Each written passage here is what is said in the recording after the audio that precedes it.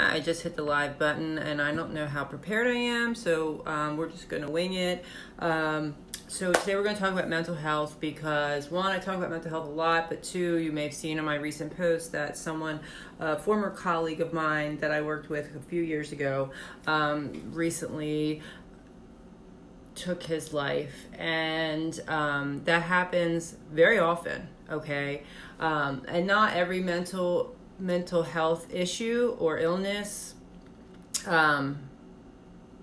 leads to that, okay? But I think in general it's a great thing to talk about, because the more we talk about, the more normal we make it. That's how we can help the stigma go away. Okay, so where do I start with this? I'm not really sure. I have a bunch of tabs open, so I'm going to read a lot of things that I'm finding. I've been reading about this stuff all morning, trying to find a way to talk about it in a organized fashion, but there's just so much information that I'm just going to highlight some of the important things that I have found today. So what started this was I was going to talk about what things not to say to people with mental illness or mental health conditions, but that's such a broad topic, and a lot of times I can tell you what not to say or what you shouldn't say to somebody who has a mental illness, but if you don't understand and you don't acknowledge that they have a mental health issue or that mental health illness is real and valid, me telling you what not to say to somebody with a mental health issue isn't going to really do much. So let's start with some of the main groups of mental disorders.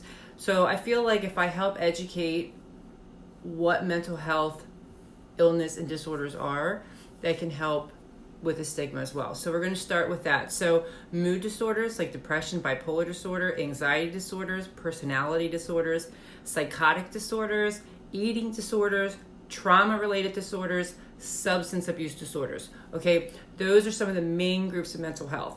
So mental health is often associated with like somebody having deranged thoughts or lucid thoughts, but mental health disorders cover a very, very broad range of things, okay? What defines mental illness? A mental disorder, aka mental illness, or psychiatric disorder is a behavioral or mental pattern that causes significant distress or impairment of personal functioning. Mental disorders are usually defined by a combination of how a person behaves, feels, perceives, or thinks. Okay, so what this means for those of you who do not suffer or have never experienced an episode of mental health illness or condition, it's not something that somebody can change, okay? So when somebody tells you, if somebody's actually being vocal around you or to you, telling you that they have depression, anxiety, PTSD, bipolar, whatever it is that they're saying that they have, the first thing that you need to know is they can't change that. They can't stop that. They can't snap out of it. They can't stop worrying. They can't just be happy. You have no control over it. It's in your brain, okay? You have absolutely no control over it. So that's the first thing I will tell you is if you don't understand mental health, okay, I would highly recommend that you start to try to understand, especially if there's someone in your circle, someone in your group of close friends, someone in your family who is saying, hey, I have this issue, okay? Try to understand that, read about it, try to at least educate yourself on that condition, but most importantly, know that they can't change it. They can't just snap out of it, okay? So that's the first thing you should not say. So let's go to how do you help? How can you help somebody in your life who has a mental health issue, or how do you even know? Because a lot of people don't talk about it. A lot of people won't tell you because of the stigma. They're afraid that the people around them are going to judge them. They're afraid that the people around them are going to tell them they just need to get over it, that they have no reason to feel that way, that lots of things, okay? There's lots of fear behind talking about mental health, okay? So how do you know if something's wrong? What if you have a friend but you don't know? You don't know that there's something wrong. Here are some signs that you can look for in a friend or loved one to see if, in fact, maybe there is something going on. If they withdraw from social activities for more than 2 weeks, or they seem to be really down and out for more than 2 weeks, that could mean that they're crying regularly, that they're feeling tired all the time, that they don't want to hang out. That can be a sign of some mental health issues happening. Self-harming actions, cutting, burning, wearing long sleeves and long pants to cover up those actions. Okay, that's never okay. Okay, if somebody's cutting or burning or physically harming themselves, there's something else going on. Okay, and you can't just say stop it. You can't tell them just to stop it. It does not work that way. Okay. Extreme, out of control, risky behaviors that can endanger that person's life or the lives of around them, such as excessively speeding, not obeying laws that are meant to keep you safe, and just daily activities when hanging out that puts their safety and the safety of the people around them in jeopardy. Sudden, overwhelming fear for no reason, including intense worries or fears that get in the way of daily activities like hanging out. Again, that's usually a very good sign of some mental conditions happening. Not eating, throwing up, using laxatives to lose weight. Pay attention to the people around you. If they're not eating when everybody else is eating, and you see, especially if you notice on a routine basis that they're coming up with excuses to not eat. If you're eating, then they're spending time in the bathroom. That's a red flag. Okay, severe mood swings. Life is stressful. Okay, it is. But if somebody's having outbursts when other people are not, in situations that other people don't act that way, but this person's taking it to a whole nother level, that could be something more serious. That was me. Okay, that definitely was me with my anxiety and my mood swings. And that was one big red flag for me, because when I was seeing how I was reacting to things that other people weren't reacting to, that was a very good indicator that something was off. Okay, repeated use of drugs and alcohol, showing up to places hungover where they shouldn't be, showing up to sporting events intoxicated, wanting to bring drugs or alcohol into normal daily activities. Again, all not normal. Okay, drastic changes in behavior and personality or sleeping habits. Your friend might be sleeping a lot more or a lot less, getting agitated more frequently. All red flags that there could be some underlying mental health issues going on. So what if you notice something like that in your friends or family? What can you do?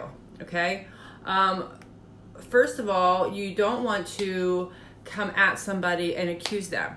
Okay. And you don't want to focus on them.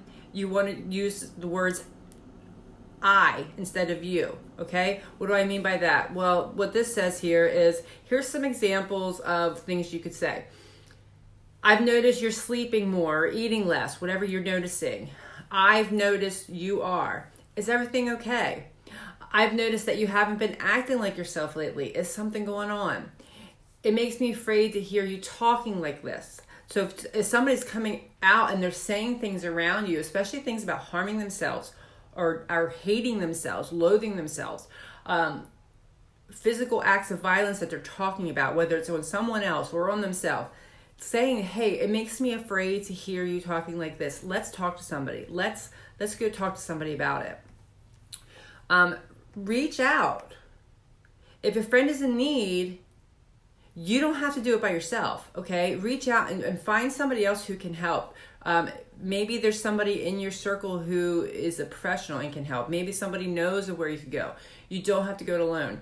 Make sure that you don't want to ignore it, but you also don't want to take on that burden yourself. There are ways and there are systems out there in place that you can go and direct your friend to or your loved one to. So let's talk about statistics a little bit, because I found this very interesting, and maybe this will help you if you don't understand mental health and if you don't understand.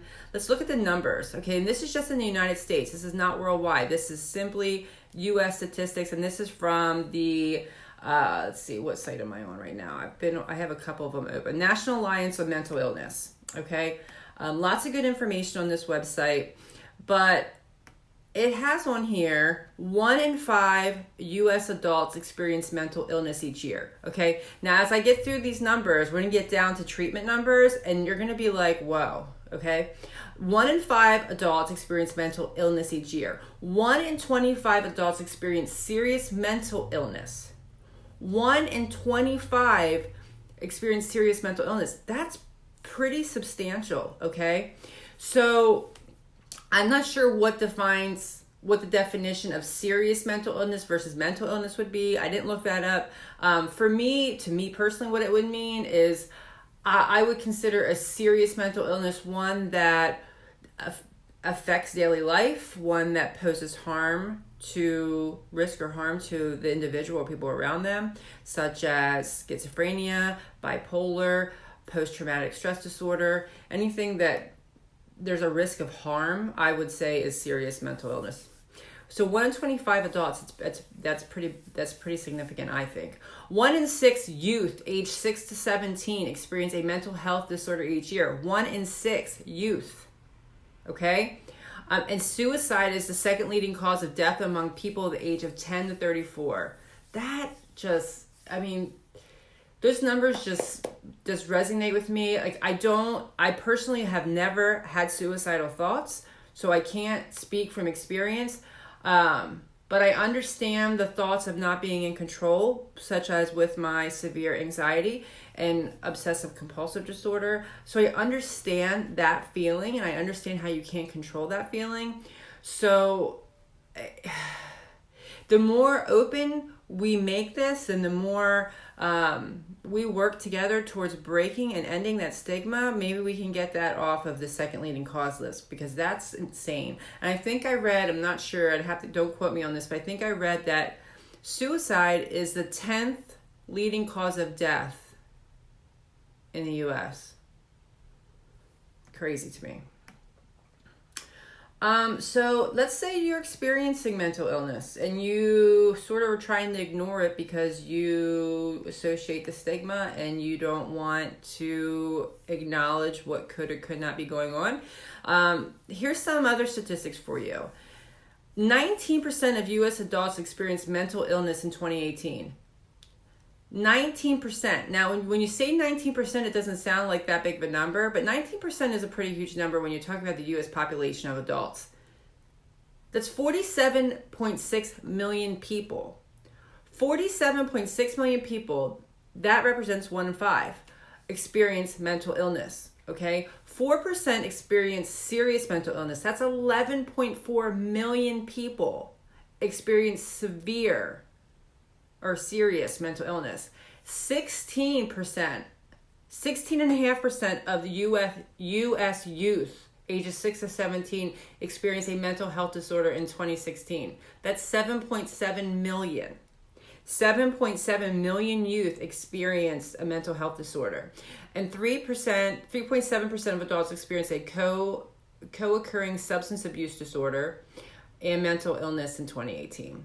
Okay? So now, those numbers to me are high, but hey, if I looked up how many people had heart disease, how many people had a heart attack, how many people had a stroke, how many people have diabetes, how many people had this, those numbers would probably be significant as well.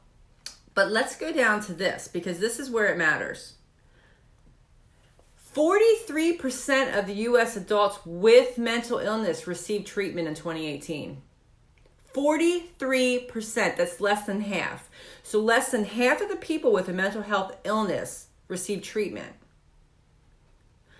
Now, I don't know what the numbers would be for people who have treatment for cholesterol and high blood pressure and thyroid disease and arthritis and all those things, but less than half of the people with mental health illness received treatment. That's not great. That's not great at all. 64.1% of U.S. adults with serious mental illness received treatment in 2018. That's slightly over half, but serious mental illness, slightly over half of the people that experience serious mental health disorders receive treatment. 50% of youth. That's awful. Okay? 50% of youth aged 6 to 17 with a mental health disorder received treatment in 2016.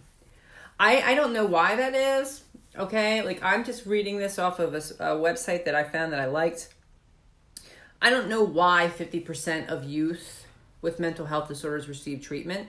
I can only imagine a lot of that is because of denial and the stigma associated with mental health. It's hard to say, oh, maybe there's something going on. How many times do you hear people talk about children and they say, oh, they need to snap out of it. Oh, they need to do this. Oh, they need to do that. No, it's there's often more going on. Okay, 50% treatment rate for youth is not great. Like, we got to get on that. Okay, we have to spread awareness, and we have to stop the stigma. The average delay between onset of mental illness symptoms and treatment is 11 years. I'm not really sure what that means. But here's annual treatment rates among U.S. adults with mental illness by demographic group. I'm not going to go through all these because I don't know how important they are in this topic, but males receiving treatment in the U.S. for mental illness, 34.9%. Very low. Okay, and you often see, matter of fact, twice, I'm going to say, I've heard recently in the past couple years that when something happened with a male, okay, especially when we're talking suicide, they say, oh, I didn't know. I didn't see it coming.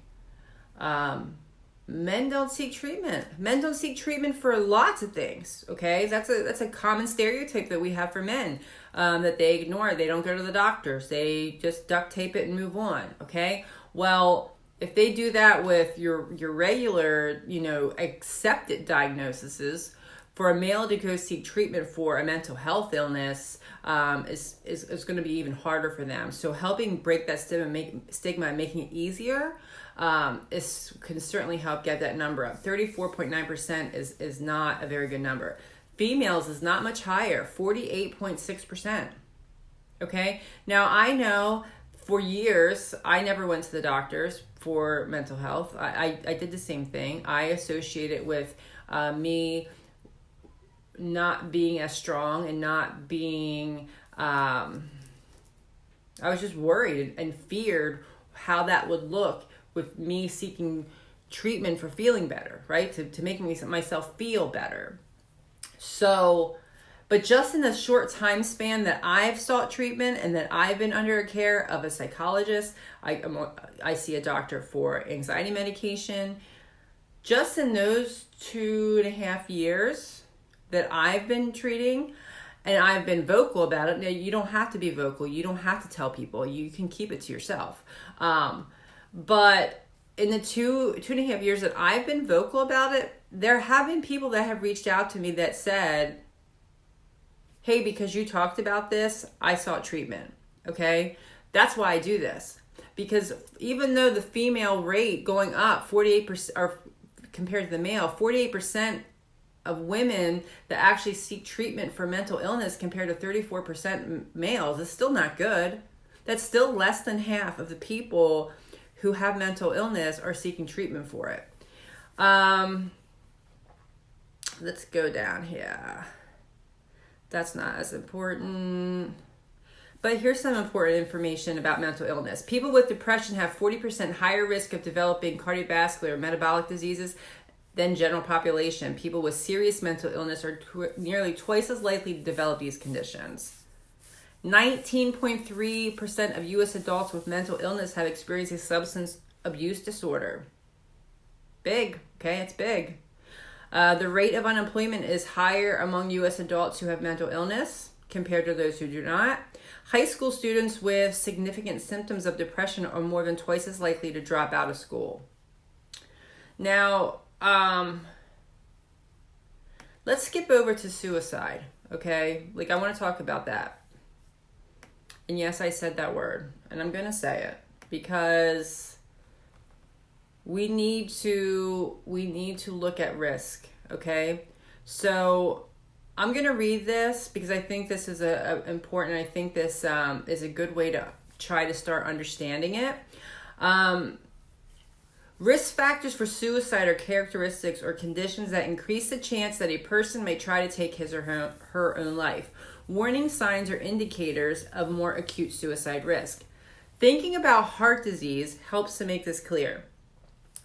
Risk factors for heart disease include smoking, obesity, and high cholesterol. Having these factors does not mean that someone is having a heart attack right now, but rather that there is an increased chance that they will have a heart attack at some time. Warning signs of a heart attack are chest pain, shortness of breath, and nausea.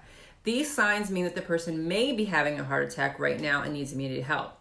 As with heart attacks, people who die by suicide usually show some indication of immediate risk before their deaths. Recognizing the warning signs for suicide can help us intervene to save a life. Okay, so let's go over some risk factors for suicide. And this is from StopSuicideLancaster.org. It's a website I found that's here locally.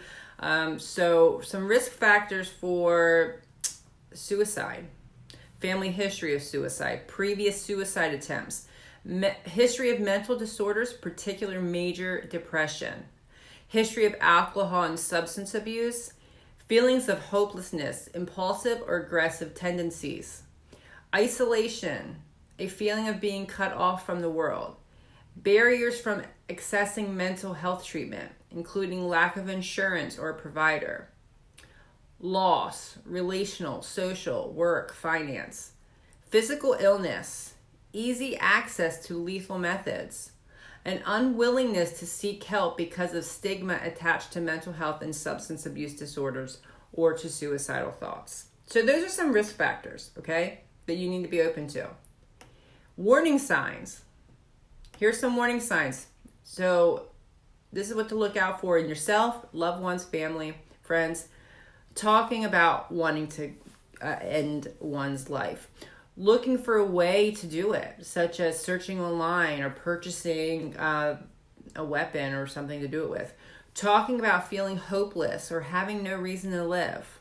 That's huge. I hear that so much. Okay, that's huge. Talking about feeling trapped or in unbearable pain. Talking about being a burden to others. Increasing the use of alcohol or drugs. Engaging in self-harming behaviors, acting anxious or agitated, behaving recklessly, sleeping too little or too much, withdrawing or feeling isolated, showing rage or talking about seeking revenge, displaying extreme mood swings, preoccupation with death, suddenly happier and calmer, loss of interest in things one cares about, visiting or calling people to say goodbye, making arrangements, setting one's affairs in order, giving things away such as prized possessions. Those are all warning signs. You don't want to ignore them, okay? If you feel, I'm just going to read this because it's important. If you feel as though you might hurt yourself or you feel worried about the safety of someone else, call the National Suicide Prevention Line. That number is 1-800-273-TALK, 8255. Or if you're local to where I'm at in Lancaster County, Lancaster Crisis Intervention at 717-394-2631 to get immediate help. I'll post those numbers to this here when I am off. I just want to make sure I cover all my topics because I think, it really saddens me to no end, and it really is just a huge hit to the gut when I hear about this. So I feel it's important to talk about, and I'm going to keep talking about it because I'm going to do my part in spreading awareness. And please, if you ever feel like you have no one to talk to and that you don't know what to do, you can always message me. I don't have the answer, I certainly don't know. I'm no expert and I'm not a professional in any of this. But it's a judgment-free zone. I will not judge you. I know you can't snap out of it. I understand that it's not in your control, and I know that I'm just here to be that person. But I'm going to talk about now the do's and don'ts of talking with and finding help for someone that may be suicidal. Okay, here, this is from the suicidepreventionlifeline.org. Be direct, talk openly, matter-of-factly about suicide. That's what I'm doing. Okay, you can't sweep it under the rug. You can't shush it away. It's not gonna help. It's not gonna make it go anywhere. Be willing to listen, allow expressions of feelings, and accept the feelings. Be non-judgmental. Don't debate whether suicide is right or wrong. If someone's talking to you about suicide, it's not a debate, okay? It's not a debate. It doesn't matter if what you think about it. It doesn't matter what you think happens to a person that does it. It doesn't matter what your thoughts are on the topic. If somebody is feeling a certain way, they don't need your lecture on how they're feeling, okay? If they're coming to you and you don't feel equipped to talk about it in a non-judgmental way, then don't. Find another outlet for them. Don't debate whether suicide is right or wrong or whether feelings are good or bad. Don't lecture on the value of life. That's not what they came to you for. Get involved, become available, show interest and support. Don't ever dare someone to do it. Don't act shocked. This will put distance between you. Someone comes to you and they say, hey, I'm having these feelings, and I don't know how they'd say it because no one has come to me to say that, but don't be like, oh my gosh, why? No, don't do that. If you act shocked, they're going to pull back and they're not going to feel comfortable confiding in you. Don't be sworn to secrecy because you need to seek support. You need to get support, okay? Offer hope that alternatives are available, but do not offer glib reassurance. Take action. Remove means like weapons and pills. Get help from people or agencies specializing in crisis intervention and suicide prevention. Again, I can't stress that enough. Most of us are not equipped to deal with this. We are not equipped to treat, diagnose, counsel somebody with a mental health disorder, a mental health disease. And we're certainly not qualified to counsel someone who is suicidal. But you can support that person and you can find the proper support that they need for intervention. That's okay. All right? Don't try to take it on yourself. Don't try to take on that responsibility yourself. Help find the right outlet, and don't ignore it. Don't think they're going to snap out of it. Don't ignore it. Take it seriously. I want to make sure I got everything.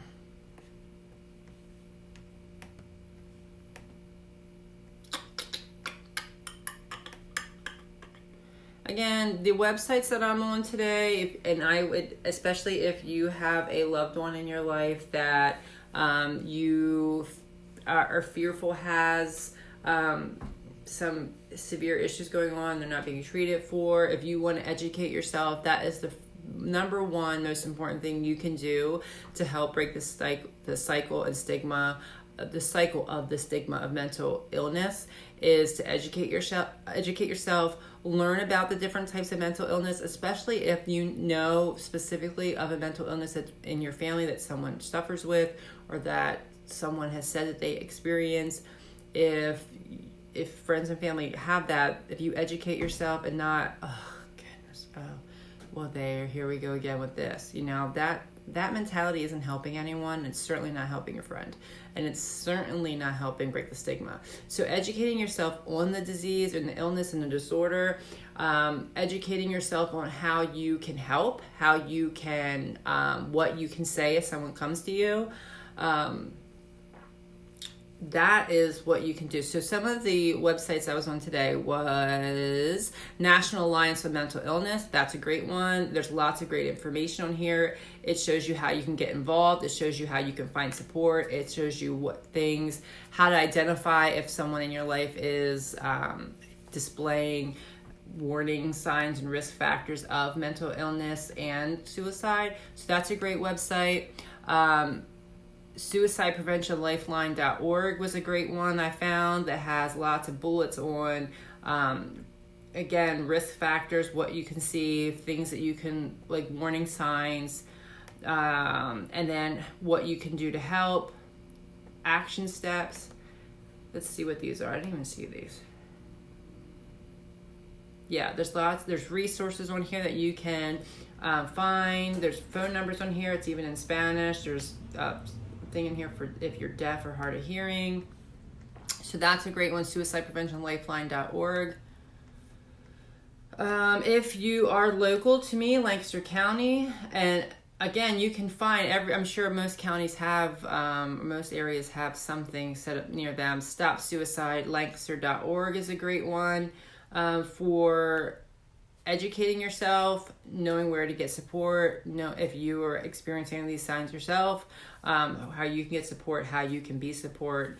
There's stories on here and informational videos. There are survivor things where you can read about people who have been through it and are on the other side, and people who have, whether they thought of suicide or actually attempted, they're now able to consider themselves a survivor. So there's information on that. Again, that's stopsuicidelancaster.org. National, I already talked about that one. The National Alliance for Mental Illness. I think that's a great website for, especially if it's just for you, educating yourself and learning about the different mental health disorders and how you can identify symptoms and how you can be a support of loved ones in your life. So that's all I got today. So just please educate yourself, help break the stigma, help be the support person if you don't know what to say or what to do for a person or family member, friend in need who is displaying these signs, who is coming to you. Please educate yourself, and please try to be that support person, and please help break the stigma so that people can seek treatment and not be afraid of the fear behind and the stigma behind actually seeking treatment. Let's help bring up those treatment numbers. 38% for men is really low. 48 for women, I think it was 48 for women, not great, okay? And 50% of our youth with mental illness seeking treatment, not good, okay? Not good. It should be. We want everybody. Let's just look, just for kicks and giggles. I'm going to see if I can quickly find statistics on treatment for other things. Statistics on treatment of, we'll say, cardiovascular disease. We're going to see.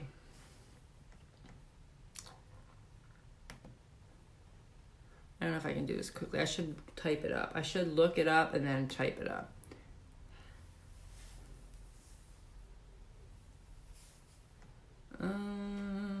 But we do it all the time. Like, people do it. Like, people talk about blood pressure. They go to the doctor.